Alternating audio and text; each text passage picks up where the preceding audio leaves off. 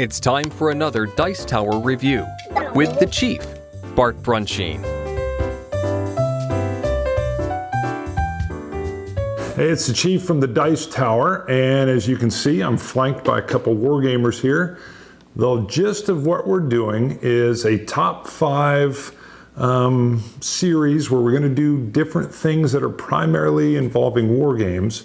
But when I talked to Tom, I told him to think of it as kind of like the Star Trek Mirror Mirror, where we're going to be the alternate universe kind of combatant, grognard type warmonger side of it. So I guess I'm Tom's alter ego. I don't know who's going to be Z's or Sam's alter ego. Maybe not. So playful, of course. But we also wanted to get war games a little bit more exposure. What we're going to talk about in this episode is our top 5 war games of all time. I've got Greg Schmickens, all right, and I've got Judd Vance. Some of you guys have seen Judd. He's popped in and helped me out on a few videos. And both of these guys I consider salty in terms of wargaming, and they teach me a lot of wargaming stuff. They've got a lot of history. So, hey, one side note, you'll know Judd from a lot of BGG stuff and his Vassal mods. And Greg, I want to give you credit. When I first met Greg, he's actually got at least one, if not more, articles in the general from ASL. One on scenario design for ASL. Okay, good. So that's just a tidbit. We may get into more of that later. Again, today's going to be our top 5 of all time. We're going to start from 5 and work up to 1. Greg, do you want to start us off? Sure, absolutely. My number 5 game of all time is Napoleonic Wars. The reason why I think this is one of the top war games of all time is because this is the game that really brought multiplayer wargaming out. You know, before this, 2-player wargaming, you know, one-on-one, all the SPI stuff, all the Avalon Hill stuff, that was there. But I think this game really brought out the multiplayer aspect of war games. It's a card-driven game. It works with 2, 3, 4, or 5 players. They're all good. At WBC, which I attend regularly, there was a period where they had separate tournaments for 2 and for multiplayer versions. So this is my 5-player game of all time. How many games a year will you get in of this? Oh, probably only a couple, because I usually play it to get ready for WBC. Okay. What's game length on it? I'm curious. I've never played it. What's what? Game length? Is it 4 hours or? Well, I would say when they played at WBC, they allow 6 hours time for a round. Wow. So it can end earlier, but 6 hours is what they allow. Okay. We'll go to me. We'll just kind of go down the line here as we go. And make sure I grab right. All right. Atlantic Storm I wanted to talk about. What I love about Atlantic Storm is, for me, number 1, it was new. I don't remember the exact year it came out. Was it like 85, 86? Probably. Card game. It's a trick-taking game. It handles, I believe, up to 8 people. Is it 8? It's just... Yeah, it's posted 2 to 6. Okay, it's 2 to posted 6. 6, but I played it with. There's no reason it can't work with more. And I think that's what I have done. I actually was kind of setting up a game night or a game day, and it was getting pretty routine that a lot of people were attending. And all of a sudden, I think we had 8 there, and we broke this out even recently, and it handled it great. Pulls off the theme well. It's unique for me, and the feeling and the trick-taking aspect of the cards, just plain cool. So it's my number 5 all-time war game. Judd? Okay. My number 5 is Hold the Line by Worthington Games. It's a little torn. I was looking for a good intro game. I was real torn between this and Command and Colors Ancients, because the Command and Color system is so popular. The reason I like this one a little bit better is the Command Action Point system. You get a base number and then a roll of D3, so it varies, and you pick how you choose to spin those. You're not stuck with, I can't move the guy on the left because I don't have the left card. So it works really great there. I believe it's a reworking of Clash of a Continent, but with a lot higher quality components, mounted boards, very thick terrain pieces. I don't remember how many scenarios in it, maybe like 15 or so. Then they made a French and Indian War expansion. Very easy to get into, plays wonderful on Vassal because there's no interruptions. game plays in probably less than an hour. It's my favorite introductory war game. Plus, I really like the topic of American Revolution. Is the expansion out for it yet? Yeah, it's been out for years. Have you played it? Yes. Okay. It adds Native Americans and Rangers to it, and the French Army also. Excellent. All right. We'll just go to my number 4 is, I think this might be, yeah, here we go. We're going to go with Conflict of Heroes. Now, I've got Awakening the Bear. This is 2nd edition Awakening the Bear. But I got to tell you, as the system, I could have them all in there. So I really like the Polish one. Gosh, I hope they come out with a Guadalcanal one soon. I'm dying for the system to go into the Pacific and, get into that whole island hopping. I'd love to be doing something on Tarawa. What I really like about it is I'm more of a small unit, tactical, squad level kind of guy. And the way Mr. Eichert put this together with a lot of the information being right on the counters, it allows me to get very much into the theme of it and not a role-playing aspect, but I definitely feel like that tank is rolling into the village and I've got to seize that point. And, I'm playing and one of these guys has got a Panzerfaust coming off my T-34. I take a hit, but the tread comes off, but I'm sitting on the victory point marker and they can't get me off. So, I feel like I'm almost playing a movie or something when I'm in there. So that's what I like about the Conflict of Heroes series. And what that brings up is because to prepare for this, what I did is part of what I did is I thought, what to me makes a good war game? And the number one thing that I came up with is story. That a war game, if you're playing Puerto Rico, it doesn't tell you a story. It's a great game. It's a mental exercise, but it doesn't tell you a story. But these games tell you a story, the story of a T-34 sitting on the victory points. That happened. Even yes. Atlantic Storm. It's way more abstract than many war games, but it still tells, when you send the Bismarck out and he ends up rolling snake eyes and gets sunk, that's a story. Right. Yeah, something you'll remember. Yeah, I agree 100% with you. I say a victory point, but it's literally that tank's right in the city, and I get hit, and I think, oh my God, I'm done. And then it's just the tread's off, and it doesn't matter that he got his hit. And it was a lucky hit in the first place. So rolling on down, who are we on? I've even lost track. I think we're rolling back down to number 2. My number 4 game is Paths of Glory. Paths of Glory is another card-driven game. It's on World War I. The reason why I picked it as my number 4 game of all time is because this game, more than any other, really ignited the play-by-email version of wargaming. I'm primarily a face-to-face gamer. I'm very fortunate. I have a regular Wednesday night opponent, regular Thursday night opponent, a couple times a month our group meets, so I get a lot of face-to-face gaming on. But I know that play-by-electronic is really a great thing in today. I've got 4 online games going right now, so I do that too. This game really started that whole electronic revolution. I know when I went on to ACTS, the automatic card tracking system, there would be hundreds of games of this. I knew one person who said he had 8 games of this going simultaneously. Wow. And he could remember where all of the pieces are, where all the card players were. That's what this game brought to our wargaming hobby. That is awesome. I'm not sure I could handle one online at the time. I'm glad you got that because that was darn close to mine too, so we don't have to repeat ourselves. It is a very good game. Very cool. So we're moving to the third game? Number 4. Or 4th, sorry. My number 4 is one you might not have heard of. It's called Campaign Commander Series Volume 2 Coral Sea. It's by a small company, Bellica 3rd Generation, designed by Francisco Ronco. Oh, proper pronunciations. Yeah. What I really like about this game, there are 3 games in the series. One's on Stalingrad, one's on the First Punic War. So it's a nice system because it's flexible enough to cover that. Each one has series rules and there's specific rules for each campaign.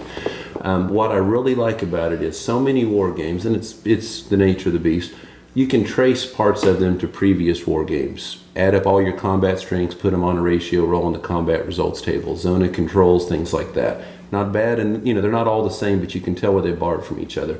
This game here is one of the most unique things I've ever seen.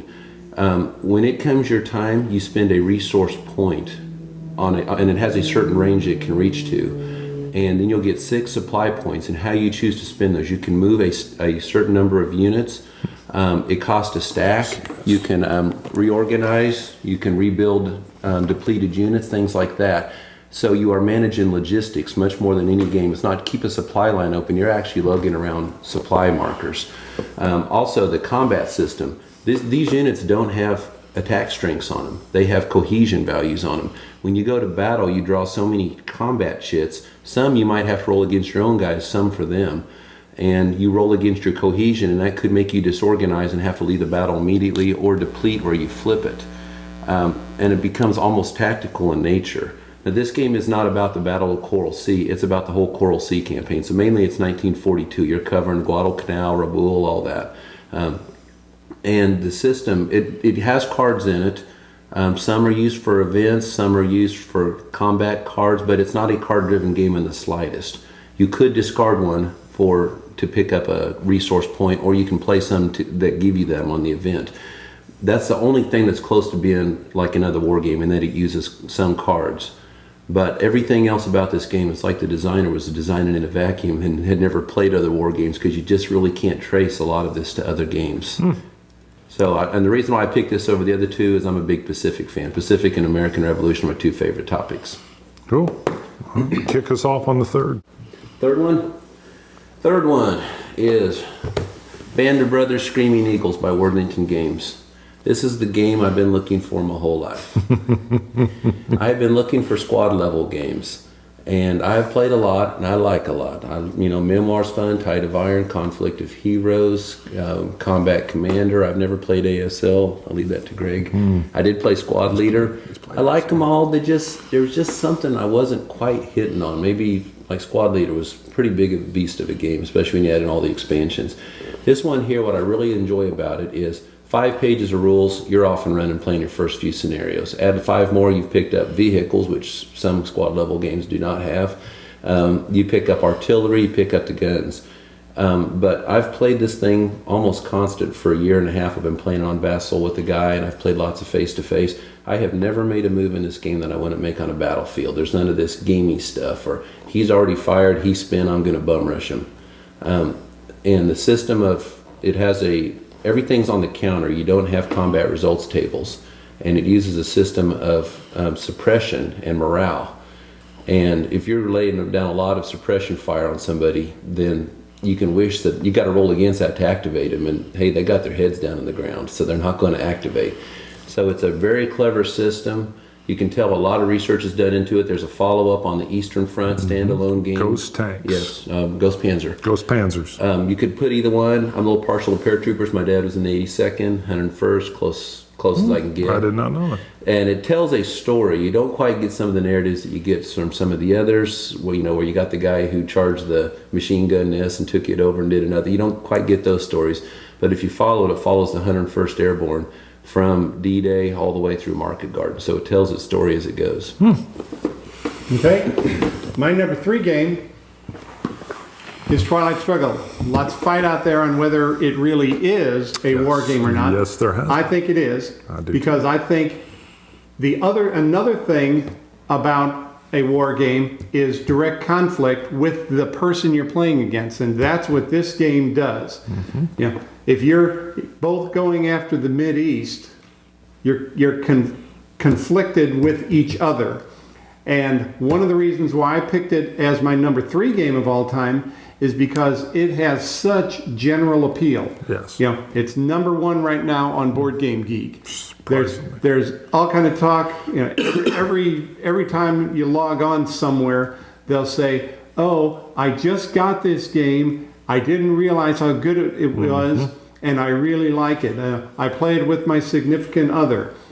So that's why I think this is the number 3 game of all time. Yeah, good call. This is the Cold War in a box. I mean, this Greg taught me this. I came to this from Wargamers, who were first getting it from GMT, and before it ever even had a big splash and was going mainstream. And I sat down, and it might have been only my second card game I think I'd ever played. And I started playing it, and I'm like, oh my God, I started to play it as a war game, and it's not. It's the Cold War. Right. It's beautiful. I was actually fortunate enough, when this game was being developed, I played a game of it with Ananda Gupta, who's one of the designers. I played a game with him at WBC, and I saw then how good it was going to be. So, Judd, don't you hate this game? No. Sorry, I'm just poking at it. Now, one of my favorite stories on that was I was walking into a game night one night, and I showed up a little late, and I walked over, and Greg was playing somebody, and it was on 20 points of victory. I think it was 25 points. 19. 20 auto. Yeah, it was 19 for the Soviets, and I go, I assume you're the Soviets, Greg? Greg scares me sometimes. I also get intimidated when I teach him a game because I hate missing a rule with you. But yeah, in this game, he's got it going on. All right, he's got this going on. You've played this at WBC, haven't you? Right. Mm-hmm. Did you win? I think I've won games, but I've never won the tournament. You didn't get the wood plaque or whatever. All right. Mine, I don't have a copy of the box. Probably about 2/3 of my collection is boxed. I'm finishing the basement. So I'll show you a little cut of this when we get to it. But Battle Hymn is my number 3rd. Battle Hymn is a standalone, yet almost an expansion-like. It's not an expansion of Ambush. Ambush was like 1983 or 4. I think Battle Hymn comes out 86, if I remember right, maybe 87. It takes Ambush, a solitaire squad level game, and moves it into the Pacific. You can start playing Marines, and there's bonsai charges.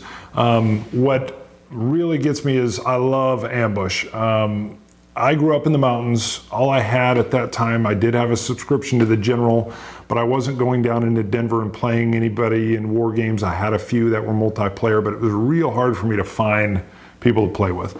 And I'd actually broke into war games with B-17. We'll talk about maybe later. And I found Ambush, and it also has that role-playing kind of feel to it, where your guys get better as you survive missions, and you want your good guy on point in order to pick up if there's some hidden sniper or squad out there, but gosh, you don't want to lose him. And it really it's really the only time I wanted to cheat while playing a solitaire game, because I'd be like, oh, I roll, he's dead. Okay, and it just killed me. And I would have to know, you can't cheat, you got to stay true to it. So Battle Hymn, basically take Ambush, port it into the Pacific, and run.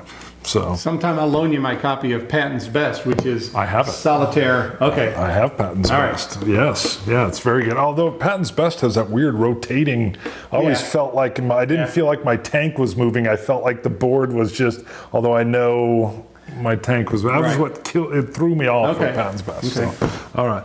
No, where are we at? Number 2? So you'll be doing number 2. Number 2 of all time is Washington's War. It appears that all I play is card-driven games, and that's not true. Right now I've got a copy of the Standard Combat Series Bastogne set up. I'm in the middle of a game of Ardennes. I'm learning the Grand Tactical Series, the No Question of Surrender. But this is my number 2 game of all time, because this introduced the real card-driven game genre. Actually, it was the predecessor, We the People, but it's basically the same game.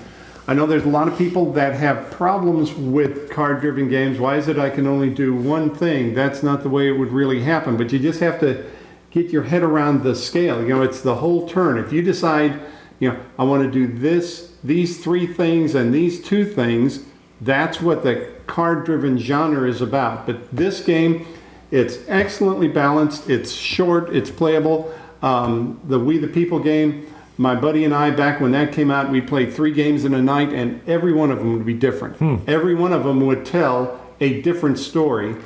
And that gets to the 3rd point about war games, is I think something that makes a war game is the importance of geography. In a lot of, I'll say, Euro games, geography doesn't matter, but in these kind of games, how far Syria is from Israel, that matters. In this game, the fact that Rhode Island is a place by itself, and that of the spaces in Connecticut, one is good for a port and the other one is good for winter quarters. That kind of geography means something. That this is my number 2 game of all time because of what it led to. You want to talk geography, just park Benedict Arnold up in northern, south of Canada. Right. Watch the Canadian, I watch the British player freak out. Right. Because he has to be in 2 places now. So I know I'm up, but I'm imagining that's on your list somewhere. Maybe yes. All right, we won't get into that. All right. Oh, B-17, Queen of the Skies, which I alluded to earlier. Again, a solitaire game. I'm hitting my best games of all time. These I played in the hundreds, okay? And I still have fond memories. And even occasionally, even though I've gotten into a lot of newer games, war games, Euro-style games, a lot of thematic games, I'll even pull these games out, mostly Ambush or B-17 every now and then, and I'll still get in a game. And yes, they're a little fiddly. Yes, B-17 is roll dice and check charts, but first of all, it's what brings me into the entire board game hobby. Now, I'd played Battleship, Stratego, I'd had Risk, did all the Sorry, Monopoly stuff. But I'm literally in a mall in Denver. I see there's a game store. I'm drawn in. I see this. I loved reading. I still love reading about historical, both biographies, fiction, actual wartime accounts. And I love the Bomber. And so I took a risk and I spent my hard-earned $15, I think is what I paid for it. Back then. I think it was 15, and I took it home, and I was a little intimidated by the rule book, which isn't really that thick, but it's an Avalon Hill, and I dove in and I wanted to learn the game, and then I loved playing this game. This is the game that I was reading the rules. My dad said, "What are you reading?" And I said, "It's a game." And he said, hand that to me. And he looked through and said, "This is a game?" All right. I'd play chess with my dad, but that was about it. And it is the game, and it again has a little bit of a role-playing feel. You get to know these guys. You're trying to go through 25 missions and keep them alive, and it's very, very difficult. It's set in like 1943, and the bombers just had a hard time staying alive. And there's nothing worse than you're over the target, you take a flak hit, it's in the bomb bay, you roll the dice, and I can't remember what it was. I want to say it was number 9, but it's one of them's the bomb bay, and if you haven't dropped your bombs, you're gone. So. And I don't know if you're aware, but when at WBC, they have a tournament for this every year where 50 plus gamers sit together. They're in like squadrons of 3. They plan specific real life missions that happened. I did for that a solitaire once. game. It's an amazing social experience. Yeah, I did that once. You actually sit down with another player and they do any rolls that would be, the Germans attacking you, and then you do your rolls, and you're helping them out, they're helping you. There's a history. You have a briefing. It's as if you're going up in the air. You've named your plane. You do 3 missions, and you can win some things depending on whose plane does the best over the 3 missions. Guys go down and they'll yell out, or I got a BIP, a burst-in plane from flak, or you're getting hit by an FW-190 coming in with their cannons, and it's just it's a very, very cool experience. I know when I was there, Don Greenwood can't believe that many people go in to play a solitaire game, that he believes you're not making decisions. There are a few decisions to make, but it's mostly rolling off and checking a chart. Love it. B-17, Queen of the Skies. One of the best narratives too. Oh, Do you know that they still play that on the BGG on the forum? They all agree on a mission ahead of time, and they'll take volunteers to take the lead position and things like that. I flew with them about 3 or 4 times. I named my plane Dream Theater and put all the band members on it. And my bomb blew up over the sea, and I was heartbroken. Yeah, I used to be back in the play-by-email days. I was in a squadron. You logged into a squadron. There was another squadron that had already filled up, and you got your mission. You had a certain amount of days to go through and play your mission, and then you reported back, and they kept the stats. I have binders somewhere with 150 planes that I named. I crewed them, and I tracked them as a squadron. I mean, awesome. So, and this game taught me how to devour rule books, hopefully good, and even prep me for college, because I can break that information down. So, another nice thing about that, if you have like a laptop, I've played that in an airport during a layover. The Vassal module, all the charts and everything are there. Yeah. And it's a nice way to spin, and you got 35 minutes between planes or something. Yeah, It works. yeah. The Vassal modules is nice. So sorry. Okay, my number 2, Empire of the Sun. It's the redhead stepchild. I pick all these simple games, and I pick this one, which is quite the difficult game. At least it was for me to learn. It took me about 3 months to really get on top of it. Why this game? Why I really enjoy this game? To me, okay, Washington's War may be coming up for me pretty soon, but this is Mark. To me, this is Mark Herman's masterpiece. It's like he's the only guy that could have made this game in my mind. Because first he had to invent the card-driven game, and then after it came out, some people are like, well, I don't like Washington. I mean, We the People, because it's single deck and it's too simple and it's point to point and things like that. So what's he do? He goes out and teaches all the young whippersnappers how it's done. I mean, the game, it plays unlike all the other card-driven games. You're not activating generals. You're not laying down attack and movement markers. You activate a headquarters that has a range, units within that range that are nation-specific. British can't activate, American ground units, I should say. Things like that. It's very, and also it activates those units, and based on the quality of that headquarters and the cards you play, it's how many units you can do and how many spaces you can move. Each card's an actual operation. The Battle of Midway is one card. It uses split decks. It's hex. It's not point to point. It's hex and counter. So it's like he went out and reinvented the card-driven game all over again. The headquarters system that for activation comes from his 1986 game, France 1944, one of the hidden gems out there. So that's why I said I always felt like he was born to make this game in my mind. And it's one of those games I can just sit around on a long drive and think about it. I mean, it's so deep, and every game plays differently. I've had a guy not attack Wake Island on me early on. He's left Guadalcanal alone, tried to push towards Australia. So many different ways to take this game. And it's big. It takes a while to play, but I mean, it's one of those when you get out, it's like, wow, that's a game. Yeah, just looking at the cover, it's got every named major battle on there. Okinawa, Coral Sea, Midway. I haven't played it. So, and like I said, it's like a 34 pages, I think, of solid rules. But keep this in mind, there are lots of player aids out there. I've made 2 of them. One that on newbie airs, you go through the steps. There's how to run an operation step by step. Mark Herman and a bunch of other people have been running a game nonstop, a staff game on Consim World on this. So there are plenty of player aids to get into this and people who are willing to help you learn it. So, and if I can learn it, anybody can learn it. That's what I was telling them. All right, we're on to one, and it's me, isn't it? I think Is so. it back in? All right. Well, I kind of gave it away with Battle Hymn, another solitaire game, Ambush. It's literally the second game I get, probably 6 months after B-17, and it captures me for a while, and these were the only 2 I played for several years. The only limiting factor of Ambush is it's a card sleeve with a card or a mission sleeve that goes in, and as you're moving through your hexes on the map, you're actually checking on this card sleeve, which has little windows in it, and it'll tell you nothing happens, or it may give you a paragraph number, and then you go look up a booklet and it'll give you some kind of thematic thing, or it could just be, a bird flies out of these woods over there. Well, that might be giving you a tip that something is in the woods, or a tank may have suddenly entered the map and now you've got to go activate this tank. And then it goes back and forth where the Germans are being activated by this system. There's little movement things that move them in, again using the card cartridge that's in the sleeve. And special paragraph missions for the Germans that may tell them, if someone's in view, Americans in view, fire. If not, move toward the closest American or throw a grenade. Again, the only downside is once you've played that mission, there's tons of surprises because you don't know what's going to pop out on you. But then you know. But as I've gotten older, and my memory's not so good, or if I go back after 5 years, I don't remember what those surprises are.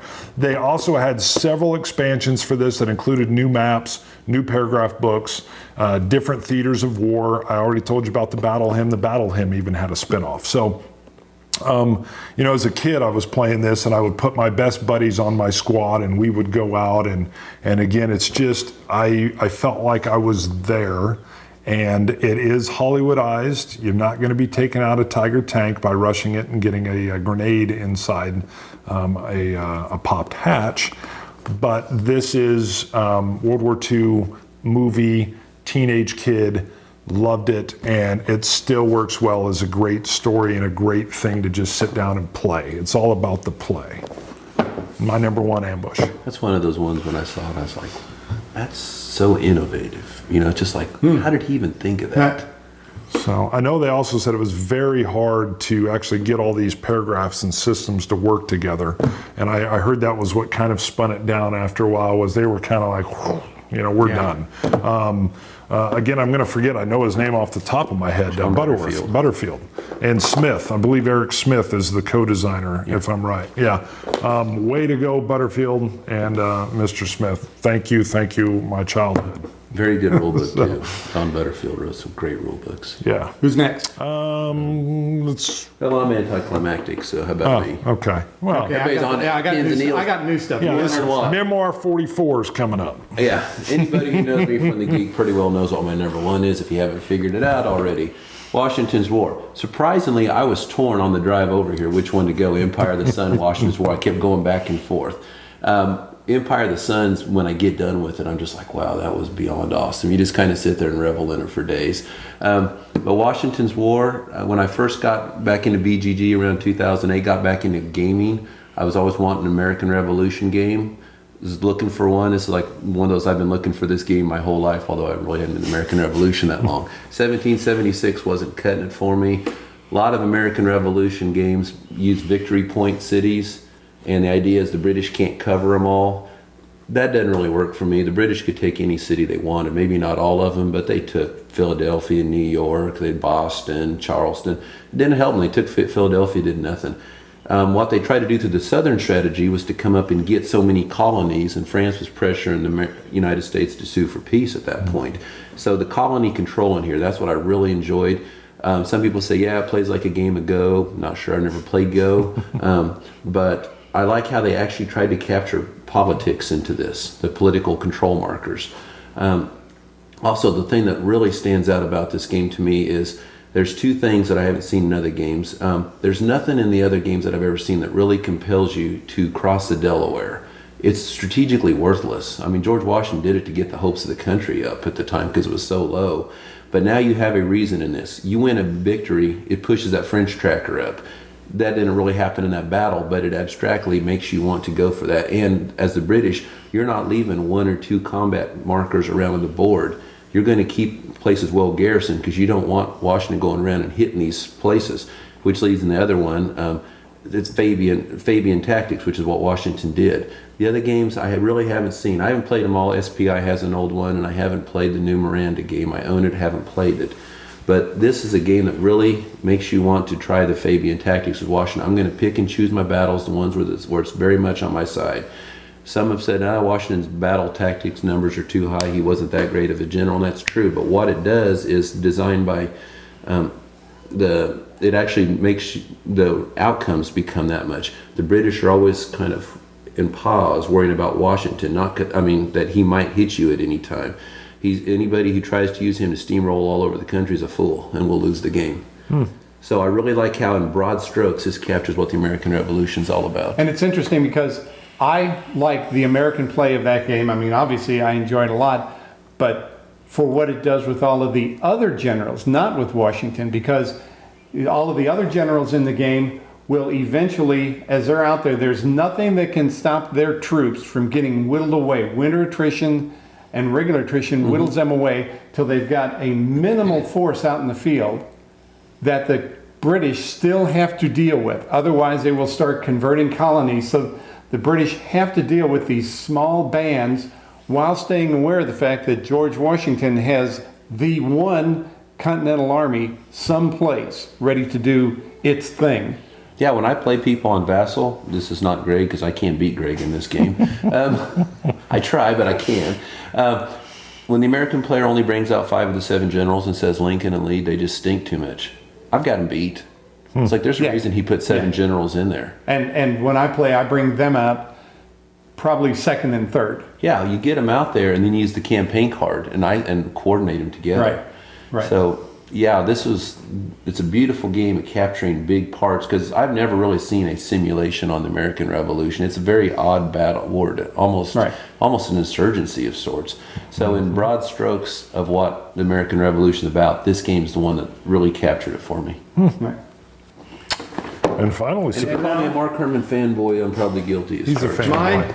My number one game is Advanced Squad Leader. And I count the starter kit and the basic Squad Leader game together, because I know there's a lot of ASL snobs who would say, that the starter kit isn't worth the paper it's printed on. But I disagree. I go along. Thank you, Ken Dunn, because it gets a lot of people interested. And if you can play the starter kit, you can play Squad Leader. And the reason I never get tired of playing Squad Leader. I mean, I'll play these games, like I've said, a couple games of this year, half a dozen games of Washington's War. I play about 20 games of ASL per year. And every one of them, I can fight a little tank fight, I can fight a jungle fight, I can fight a huge city fight, I can fight all the campaigns like the Tarawa campaign that I've got here. And so it's number one on its own, plus just like Washington War was the leading game for the card-driven genre, all of the tactical games that are out there, there's stuff that comes from Squad Leader. It doesn't matter if it's Combat Commander, Lock and Load, Band of Brothers. The idea of combat power, range, morale, movement. All of those tactical games use that at the squad level. And I think Advanced Squad Leader did it the best and still does it the best. I own the big book. I have several of the modules, and I haven't purchased the brand new reconfigured Pacific one. Okay, just and released. I've got the original, so I don't need it. I also have the original, but I didn't have the expansion. There was an expansion, I think, for the original that I didn't have that include the Chinese. Oh, I had both. All right, I didn't have that. Gung-Ho and, right. Yes, and but I got to tell you, it does intimidate me. I've always thought maybe I'll wait until I'm retired and then I'll learn how to play it. So, and all the new stuff that keeps coming in is kind of capturing me. So. And the idea of, the dedicated tournaments just for ASL that are still going on. Things like Winter Offensive in Maryland and, so many of them. Yeah, it's alive and well. Yeah, I mean, talk about the impact of that thing on the industry. VASSAL, that stands for Virtual Advanced Squad Leader. Right, that's how it started. That's exactly right. So, excellent. Well, guys, there you go. That really, I didn't want to spend a lot of time with us talking about ourselves, because I think the games that we play and then how we explain why we play those games tells you probably really what you wanted to know about us in the first place, other than Greg has 12 kids. No, he has no kids. So, all right. Anything you guys want to add? Nope, I think we're good. All right, we're good. Chief, Dice Tower, and it's Greg Schmidtkins and Judd Vance, and we're out of here, guys. See you Game later. on. All right, game on. Oh, by the way, anybody knows Greg from any of the conventions, he makes buttons and usually brings jerky. He made us some buttons. Half as much time. Half as much, twice as good, because most things do top 10 lists. We do top 5s. We're half as much, but we're twice as good. That's right, Tom, and Z, and Sam. Sam, I still remember beating you in this particular game at Origins. All right, see you guys. Bye.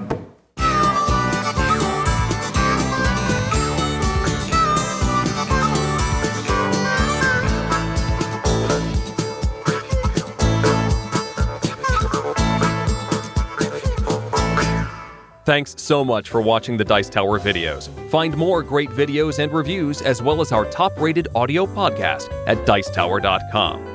You can also find other great shows at Dicetowernetwork.com. I'm Eric Summerer, and you've been watching The Dice Tower. The Dice Tower is sponsored by Cool Stuff Inc., where you can find great games for great prices. Cool stuff in stock. Check them out at CoolStuffInc.com.